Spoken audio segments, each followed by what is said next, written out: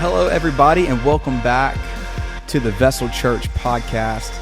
My name is Taylor. My wife and I are the lead pastors of Vessel Church, and we are in part 2 of a podcast series that we're doing in May, since it is Mental Health Awareness Month, and I'm joined once again by my friend, Pastor David Martinez, all the way from Hattiesburg, Mississippi. The Berg. The Berg. That's what they call it all around here. Yep. The hub city, the Berg. It's a really, really cool city. Megan and I love coming out here. It's got like quaint hometown vibes. Yep. But still like has some like cool nooks and crannies, you know? Yeah, no, Hattiesburg is really, really cool. We have a couple universities here, University of Southern Mississippi and William Carey. So it brings just a lot of diversity, and we've got a lot of great job markets. Anybody wants to move here? Hint, hint. No, I'm just kidding.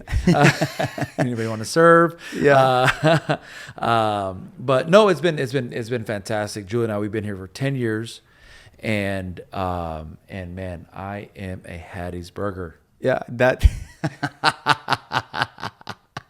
Yes, sir. Yeah, so we're actually at the office of the nonprofit that Julie is the director of. Correct.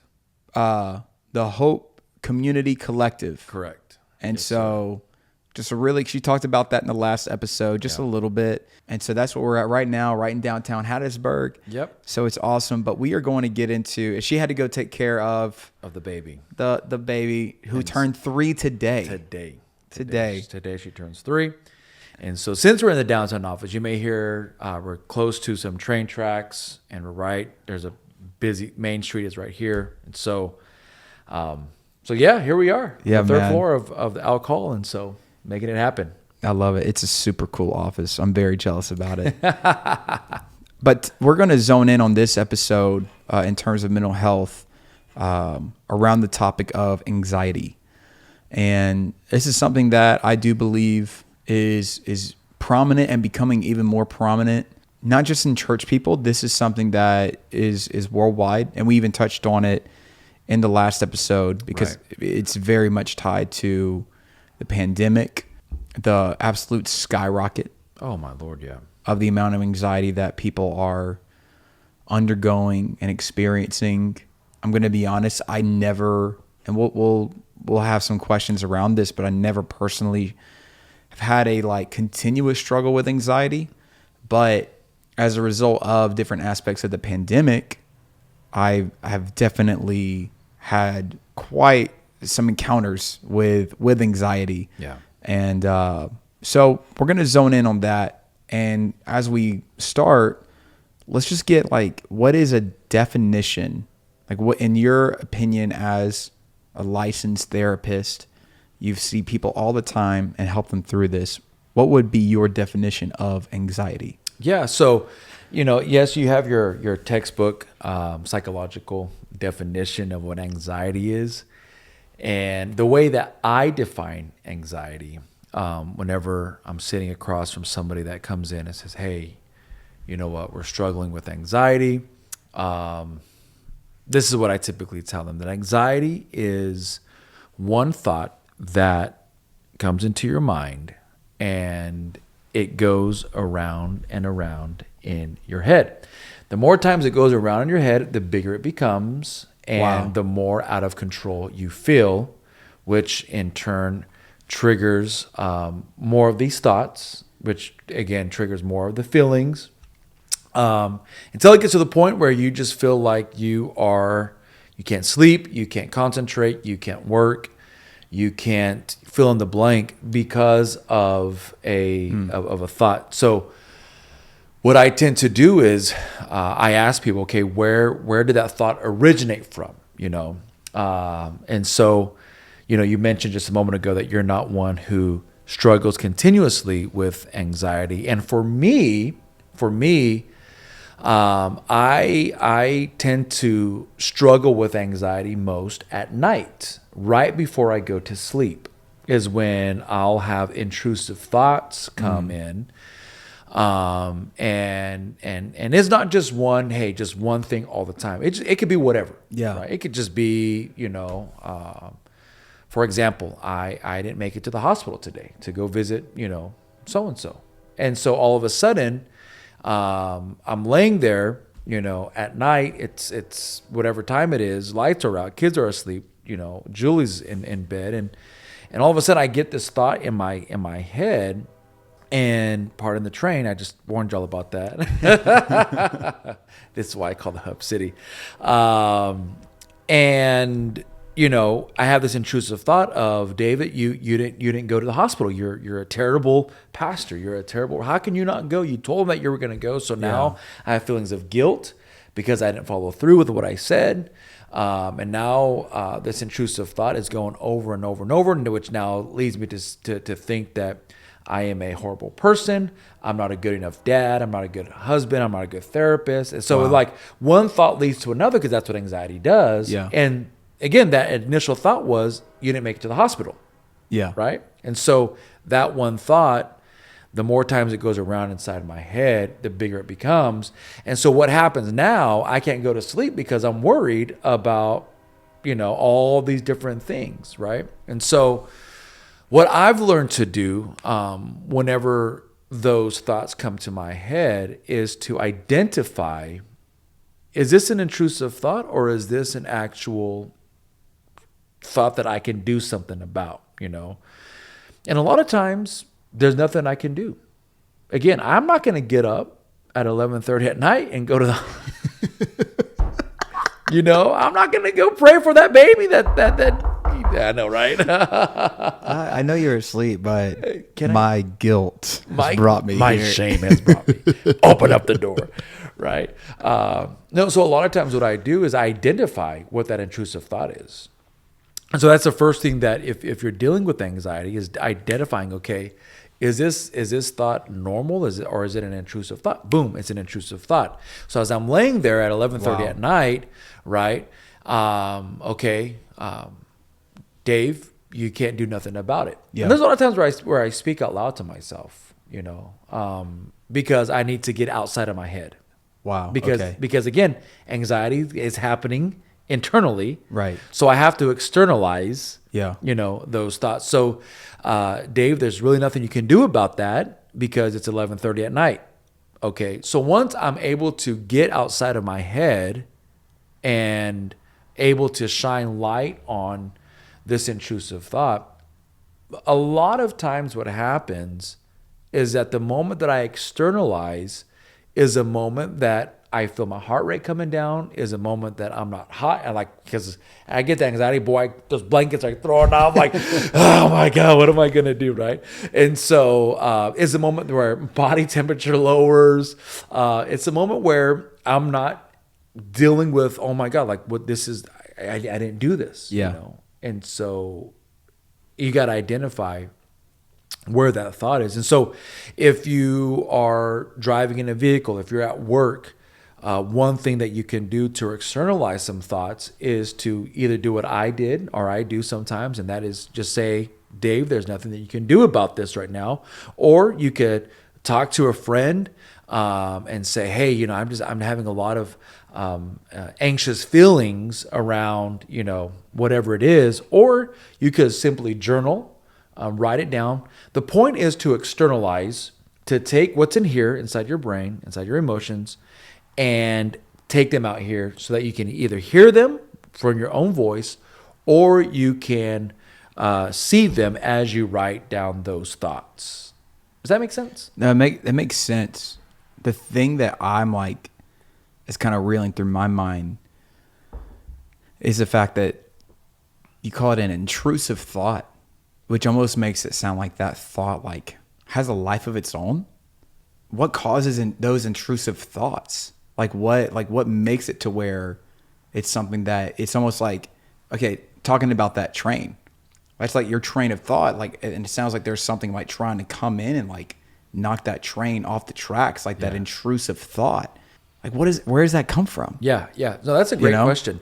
And again, so I'll link that back to that example that I gave of, maybe I had told so-and-so that I was going to go to the hospital and pray for them, and then just the way the schedule fell with the day, picking up kids, going here, doing that, seeing this person, prepping for, Sunday sermon, whatever it is, right?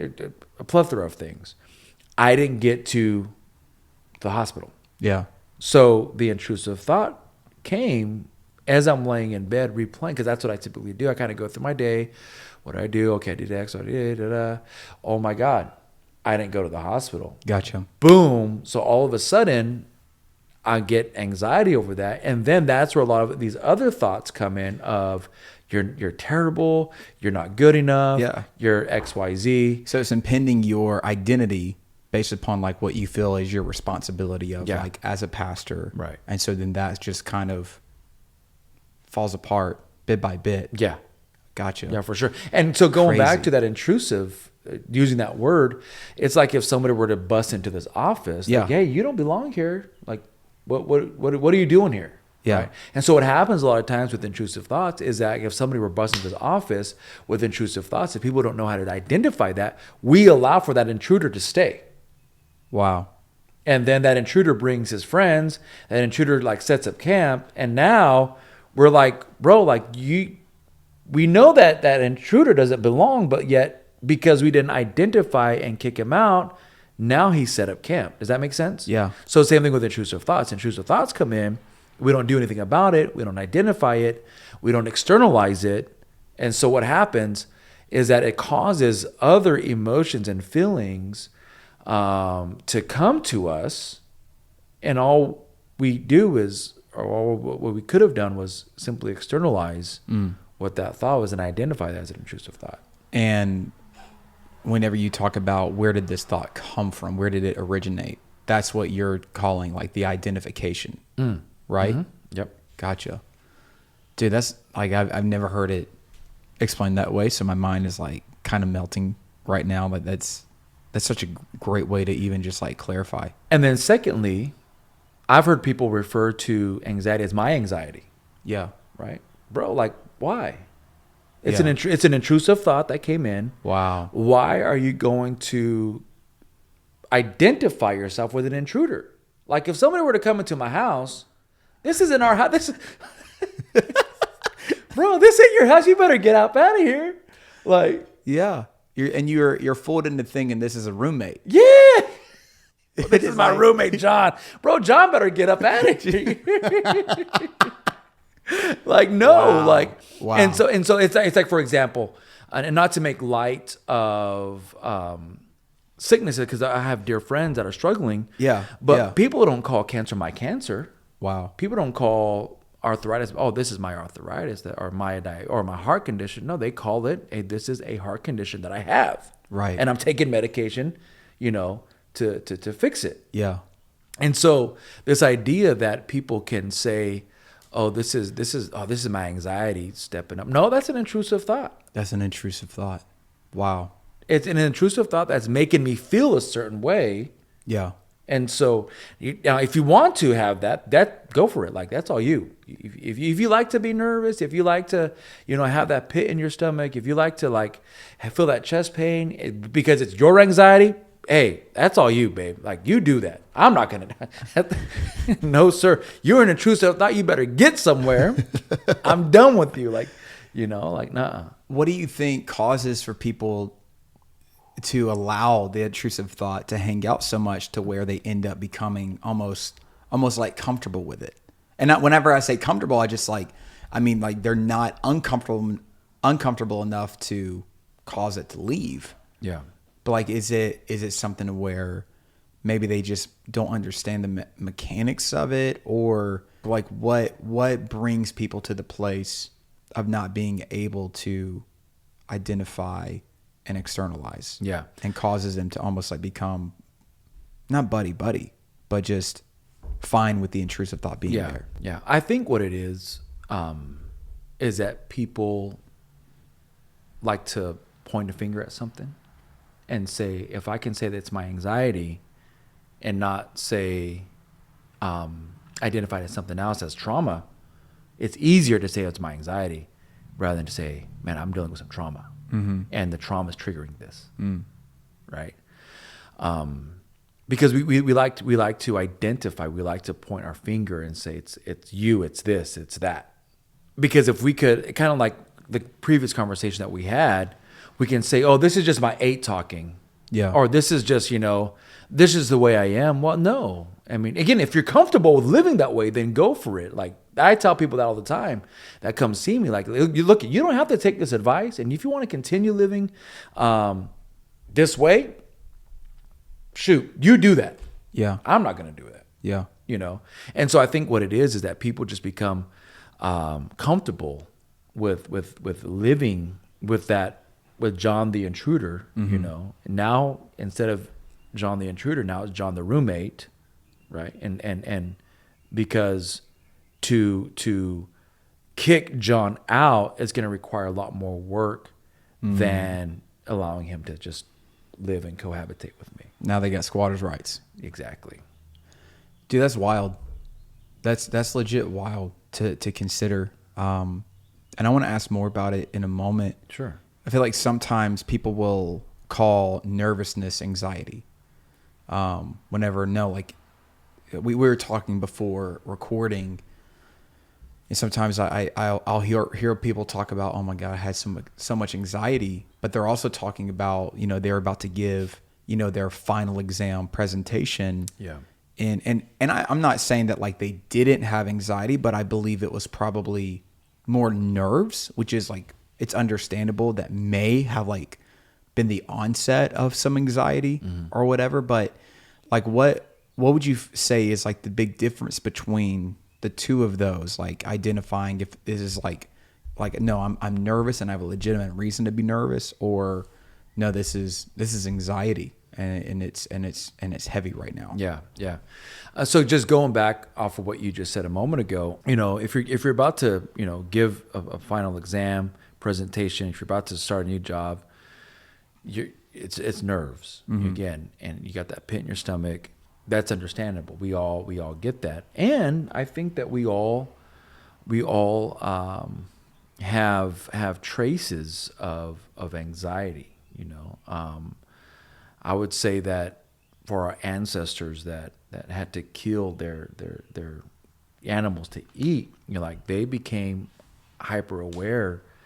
If we're talking about, you know, people where you know that lived amongst animals that could kill you, like you're gonna be aware, and there's gonna be somewhat of some anxiety there to know that I'm gonna go out, have to kill a deer, and there may also be a bear, like trying to hunt the same deer. Yeah. Right. And so I think that you know, anxiety is just part of who we are as human beings. But going back to your question about nervousness and anxiety, again, all of us have been touched by nervousness, whether again starting a new job, going to a new city.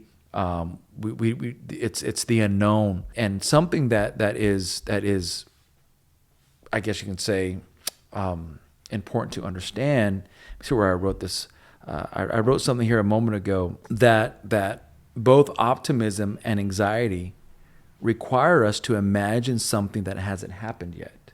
And if we have the ability to worry about the future, it also means that we have the ability to imagine a better one. Wow. Whoa. And so we could be nervous and have optimism.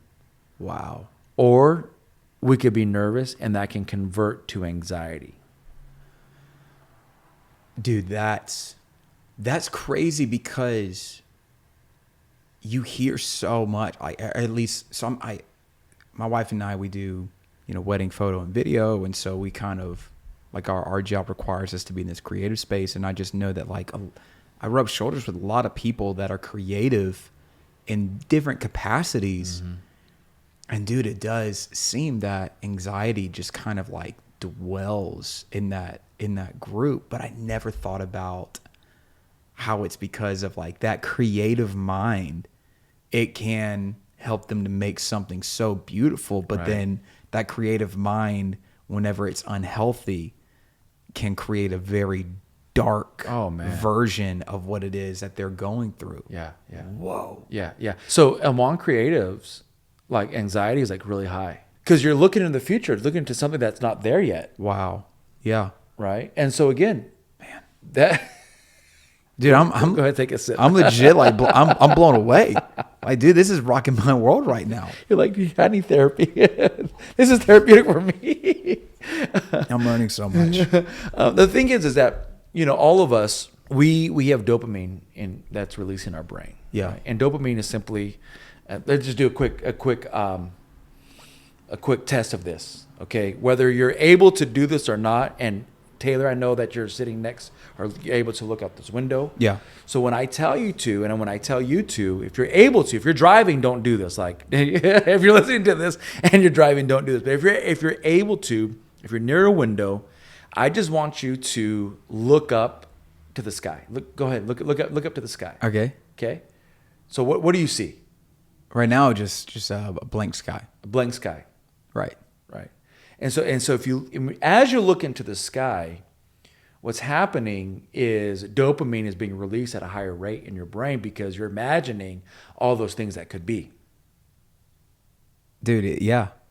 Well, right? Because I saw like airplanes in the sky. There you go. For like, no, like there's not an airplane coming by. Yeah. Is there? Let me see. No. Let me do it. Okay, now here's another example. I want you to look down at the table. Okay. Okay. So what you're seeing here are things that are concrete. Yeah. Things that are stationary, which mean that right now dopamine isn't being released at a higher rate than it was a second ago. Yeah. Because you're looking at things that are already stable. Wow. Okay. So whenever we look up, it doesn't matter if you're creative or not, dopamine's being released, which drives us to dream, which drives us to have optimism, which also drives us to have anxiety. Wow. Okay. And so dopamine is what's released whenever a drug addict or a person that uses illegal substance on a constant basis. Dopamine is released more quickly and in a lot more what's the word I'm looking for? More quickly and in more capacity. So let's just say, for example, as you were looking out the window, and those that are looking at us are seeing this or listening. As you looked at the window, let's just say, just use easy numbers, you had about 1,000 spurts of dopamine released in your brain per second as you looked out the window, because you're dreaming, right? As you look down, just using easy numbers, we'll just say that you had about 35 spurts of dopamine released per second as you were looking down, because things were stationary. Again, as you're looking up, you're dreaming. Dopamine's being released. So for people that use illegal substances, what happens is, and the reason why they become addicted is because looking out the window, you have 100 spurts of dopamine released per second for that person, and that number jumps up to like 1,000. So they're constantly on this high. Mm-hmm. So when you're looking out the window, what you're experiencing is a trace, just a trace of feeling high, because you're dreaming. Mm-hmm. And so drugs, they release that on such a higher level, which causes people to sell whatever they have and to pursue that high over and over and over and over again, because they're looking for that release of dopamine in their brain. Man. Which causes people to have affairs because they're chasing a high. Because once they find that person and they cheat on their spouse, dopamine automatically drops. That's why athletes that are performing at such a high level perform that way, because dopamine is being released. Boom, boom, boom. Like, and you look at professional athletes that don't play professional, that are not in that anymore. They just a lot of them, not everyone. A lot of athletes, they just go off to the wayside because now that dopamine is not being released. Yeah. So going back to that question that you asked a moment ago, though, about the difference between being anxiety or nervous. Anxiety is having optimism, or let's put it like this: anxiety is having faith in the wrong thing. And so what I mean by that is your faith is based in fear, and your faith is not based in the fact that, and we're going to use a biblical term here, your faith is not based in the fact that God works all things together Yeah. for the good of them that love him and seek him. Yeah. Your faith is in something that is causing you to have heart palpitations and causing you to, like me at night, get hot and throw those covers up, because I didn't go pray for somebody. So nervousness is, man, I'm about to give a speech. I'm about to shoot a podcast. I'm about to, get a new job. Ooh, hopefully I do well. Anxiety is intrusive thoughts that's telling you that you're going to fail, that you're worthless, that, look, who's going to choose you, who's going to pick you. And so, and it becomes more you have a physiological reaction to what's happening psychologically. Does that make sense? No, honestly, bro, it makes total sense. And I pray, I'm legit. I pray that anybody that listens feels legit as enlightened as I feel right now, because I do feel like that helped bring so much clarity in terms of the way that anxiety works. Mm-hmm. And so on that, like I mentioned, I personally don't really have this constant struggle with anxiety. I have absolutely, especially with church planning in the midst of a pandemic, dude, I've had bouts of it. Yeah, absolutely. And even talking to Megan about it, because Megan does, she tends to be a little bit more prone to it, anxiety that is, and as I was explaining to her one day, I didn't really know what was going on, and later on I was able to finally take what was going on in my mind and articulate it. Yeah. She was like, that's anxiety. That is what they take that. Yeah. Now, that's kind of what I go through. Yeah. Just a little bit more regularly. And I did, I had that moment. I'm like, man, are you serious? That's what that is. Yeah. And so I've been on this journey of wanting to make sure that whenever I communicate with people that struggle with anxiety, just because I don't necessarily face it on a regular basis, I'm not ignorant or oblivious enough to just write it off. Mm-hmm. And so, what are the best ways to comfort or help someone that might be in the midst of going through anxiety, or that has a proclivity toward it, to know how to handle it whenever they do feel that anxiety overtaking them? Yeah. So I think there's a couple of things that you could do. I think, and there's practical things that even if a person that's listening to this right now can do even right now. And so, so you're my guinea pig today. So you looked out the window. Perfect. Yeah. Right. And so you don't have to do it anymore, but okay. I'm looking back out the yeah, window. no, I saw you. That's, I was like, don't look out the window again. Look right here. Look. And so here's what we're going to do. And, so you asked, what can a person do to comfort? So I'm going to ask you to close your eyes, and this is for the listener as well, to close your eyes. Unless you're driving. Unless you're driving, that's right. If you're driving, do not close your eyes. If you're active in some sort of way, on a treadmill. Yeah, I know. They're going to be closing their eyes and falling. Boom. And they break their arm. I did this because he said that. Okay, if you're doing something active, if you're able to, how about that? If you're able to. So close your eyes. All right. And I want you to take a quick scan of your body.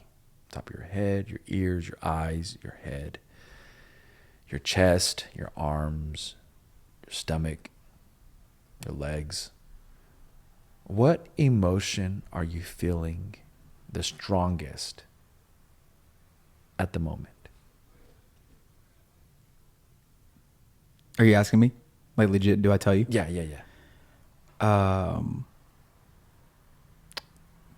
I would say, just because we're in the midst of this podcast and you just blew my mind a lot, I feel excitement. Okay. So identify where in your body you feel that excitement. So do you feel it in your chest, You feel it in your abdomen? Do you feel like almost like in your brain? Yeah. Definitely like in the mind area. In the mind. Yeah. Okay, cool. So you're in touch with what you're feeling. Mm-hmm. You're in touch because you are a creative, and as a pastor as well, you're like, oh my God, how can I apply this? And so you can open up your eyes. Okay. Those are two easy ways. Two very, very easy ways to help someone say, hey, you're feeling anxious? Okay, close your eyes. What emotion are you feeling? Are you feeling fear? You said excitement, right?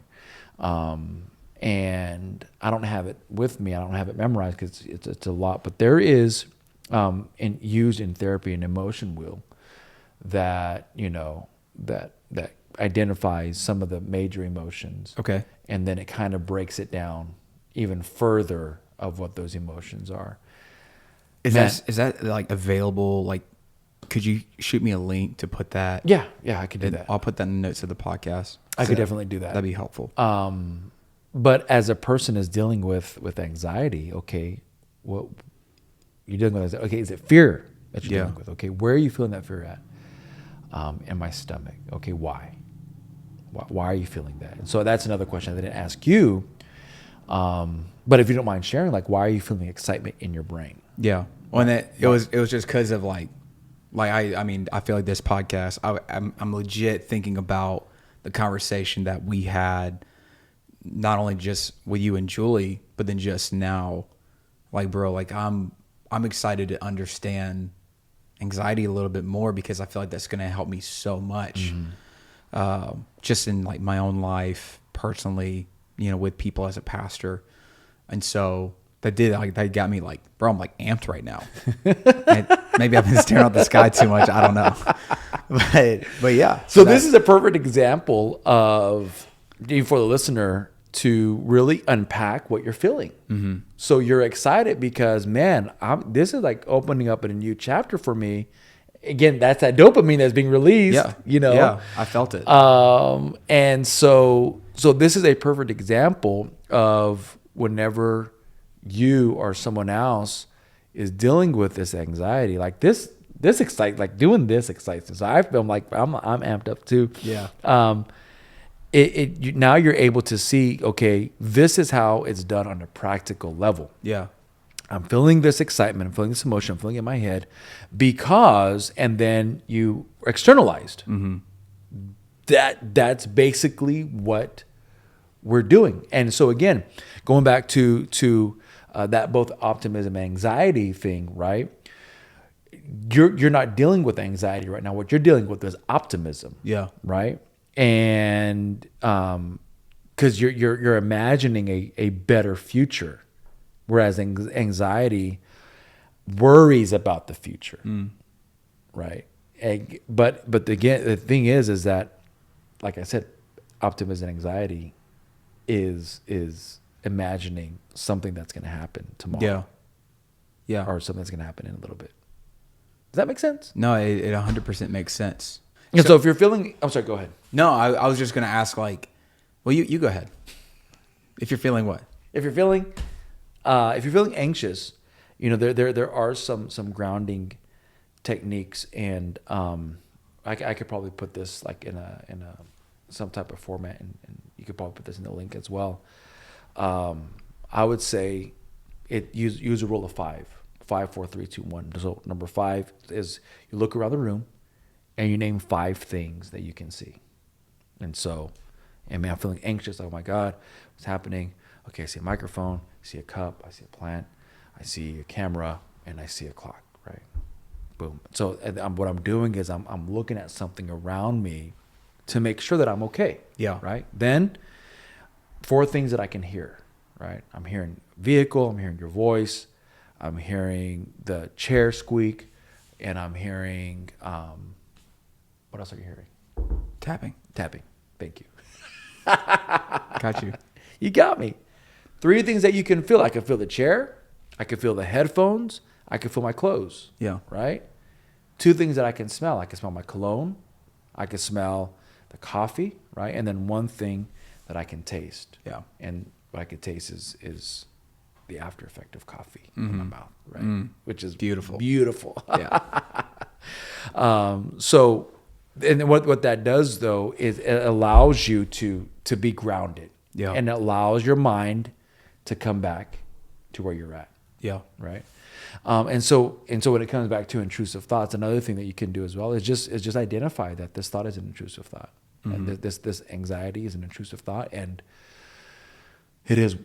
I'm calling it for what it is. I'm calling it for, what do we call the intrusive thought? Was it Joe? It was John. John. It's John. John, get out of my house. Yeah. John, you don't belong here. Dude, that's so helpful. Wow. And that's like, okay, so let's say I'm with Megan and she's expressing like different thoughts that's going through her head.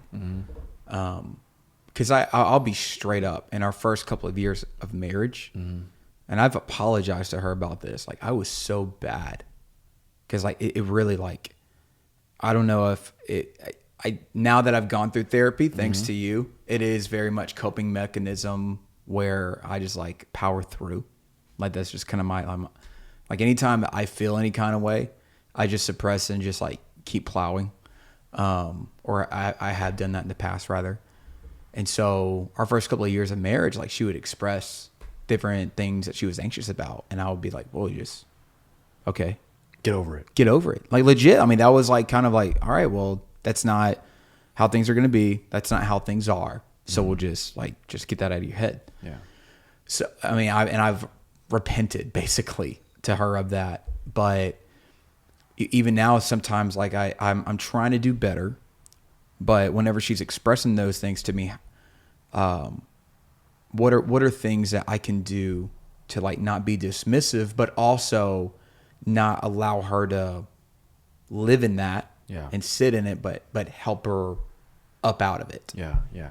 So one thing that Julie and I have learned to do, because, you know, again, I'm a pastor and I'm a therapist, and so I'm constantly looking for solutions. Yeah. You know, for whatever it is. And so Julie's learned to tell me, I need you to hear me, and I don't need you to like fix this. Yeah. Like, I need my husband, I don't need my therapist, or I don't need the pastor. Like, I just need to hear me.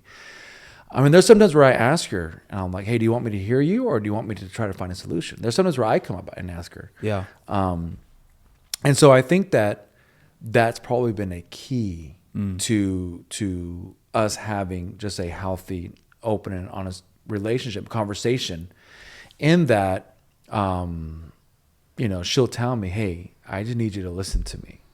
And I think that I know that in the first podcast that Julie was part of, she said communication was extremely key, and I think it is. And I'll add to that communication is also being able to hear. Yeah. You know, hearing what in this sense, what Megan is saying, and helping her unpack, well, how does that make you feel? You know? So if I'm trying to come up with an example, but I can't off the top of my head. But if she's expressing, or even if you're listening and watching this podcast, if you're expressing anxiety to somebody, you know, being able to share, hey, I need you to listen to me real quick. I need you to hear me. And then a good way to indicate that you're listening, and I'll use you as an example, Taylor, that you're listening to Megan, is to simply not parrot back to Megan, but just kind of paraphrase. So what I'm understanding you to say is blah, blah, blah, blah, blah. Because now you are hearing and you're interpreting what she's saying. Yeah. And if there is any miscommunication, well, or maybe you again heard something that she didn't say, at that moment she can quote unquote fix that and say, no, what I meant to say was, and then say what she's feeling. Yeah. Does that make sense? No, it does. And I guess that honestly is like a fault of mine for sure, where like I don't want her to have to stay in those thoughts, but like I just going back to just her being able to externalize it. just might be enough. Yeah. And it's not that, it doesn't need necessarily fixing. Right. It's just the fact that she's being able to externalize it to you. Right. And then is able to hear it back. Yeah. But like in how I'm understanding Right. it. And that in itself is the solution. Right. And it doesn't really require you to like have to help her, but she's able to hear it. And then maybe it does that internal work of like, oh wait, no, it's not. That's not really. Yeah, that's not really true. So going back to like that first example that I gave of laying in bed, not going to the hospital at 11:40 at night. Well, Dave, can you go to the hospital now? Well, no, I can't. So what I'm doing is I'm externalizing and I'm having a conversation with self. Yeah. And, basically repeating back to myself. Right. That no, like that's ridiculous. Like you can't do that. Yeah. Like Wow. you could go tomorrow. Mm-hmm. So again, what I just shared with you, you can also do it like with self. Yeah. You could, because what's happening is that you're externalizing. And that's a lot of times the first step of like really gaining some insight. And so if in Megan you repeat back, well, she can hear what she said, and then the thought is like, well, that doesn't make sense. That's not true. Again, the thought could be that I am worthless, that I am, I'm all that I do is just stupid. It's in vain. So you can repeat back and say, so Megan, what you're saying is, starting this church is stupid. Loving people is worthless. Going through all these different things. Is that what you're saying? That's what I said, but that's not true. Yeah. That's not true. Okay, well, let's work through that. Oh, I just had this intrusive thought. And now that it's been identified and externalized, well, no, you are worth something. That what you're doing is worthwhile. That people do love you. You love people. So, but again, if it stays in our head, again, what happens? Going back to that example or that definition of what anxiety is, it's that thought that goes around and around and around in our head until it can't go anymore, until we feel completely legit, like just a massive mental snowball effect. Yeah. Of just growing larger and larger. Yeah. Wow, dude, man. This has been so helpful for me personally. Like, even if this was just to help me, I pray to God that somebody listening has been edified with this understanding, because it is the way that you framed it. I've never really looked at anxiety in that scope, and so I do appreciate that perspective and that lens. And you've mentioned so many ways that even people that might struggle with anxiety can help themselves with, like the body and emotional scan. Even maybe sometimes just looking up. Like, you're just looking up, like right now. I'm like, dude, like everything's going to be fine. Yeah. Like every little thing. Yeah. And then the grounding technique. Yeah. And then just being able to externalize that, have that conversation. Yeah. Is there any other way though that or any other thing that you'd want to hit on before we end the conversation, speaking to anybody that might struggle with anxiety? Yeah. Well, here's the thing. Here's what I do know is that we repeat what we don't repair. Wow. And so whether that's a family pattern, is that what's causing anxiety? Is it a toxic relationship? Is it an unhealthy use of some type of medicator, something that you self-medicate, because without a conscious repair, you're simply going to repeat the cycle. You're gonna be stuck in that over and over again. And here's the thing, and I think Julie said this in the first session, is that healing isn't linear. It's going to take a while. It's going to be a process. And so when you identify, or you start to identify with the therapist, with the psychologist, maybe, some medication is what you need. I tell people all the time that, if your depression is bad enough, and if your anxiety is bad enough, maybe what we need to begin is getting on some medications to level out those emotions, and then we'll start the process of therapy, And so my thing is find a therapist that that somewhat aligns to your values, and just begin that healing process in your life. Don't repeat that cycle, because again, you repeat what you don't repair. And so if you want to get some help, ask for help. Yeah. Like I said at the very first session, a lot of times the first and the scariest step is having a conversation. That first one is asking for help. That's right. Wow. Dude, this was awesome. Man, I'm so excited about this. Thank you so much. Yeah, thank Pastor you David. Dude, this is incredible. Our prayers that this really did help whoever is listening, whoever's watching, to be able to understand anxiety a little bit more, and then understand how to combat it, how to not live in your head and externalize it, and know that's those thoughts, man. Like, tell John to get out, bro. Get out. Get John. out. John's the worst. Dude, I'm telling you. I can't stand John. I'm about to punch John. I'm about to punch that joker. Man, thank you so much, Pastor David. For sure. We Thank love you guys. and Julie. Pray that this is a blessing to somebody listening, watching. Make sure to check out, if you haven't already, our last episode with David and Julie both. That was a great conversation about mental health awareness in general. But we love you guys so much. Catch you next time. Yes, sir. God bless.